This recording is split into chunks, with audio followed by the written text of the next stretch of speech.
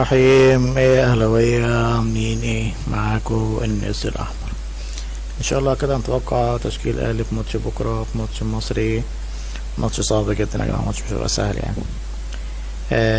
بعد موضوع 6-1 الاهلي برضو ما كانش كويسين، فنشوف الماتش بتاع بكرة ده الاهلي هيعمل فيه ايه. اتوقع التشكيل: محمد الشناوي، اكرم توفيق، اشرف داري، رامي ربيعة، عطية عطية الله، مروان عطية، امام عاشور، عمرو السولية، بيرسيتاو، وابو سام، وابو علي، وحسين الشحات. هو بص، يا بيرسيتاو يا طاهر محمد طاهر، حد من الاتنين يعني. ده سليم مصاب، يا بيرسيتاو يا طاهر محمد طاهر، بس انا احب ازاني بيرسيتاو.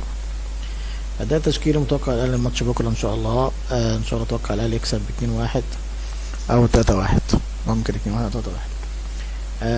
فهنشوف بكره اللي هيحصل ايه. اكتبوا في تعليقاتكم توقعكم للتشكيل وتوقعكم لنتيجه المباراه. يلا مستني تعليقاتكم. السلام عليكم.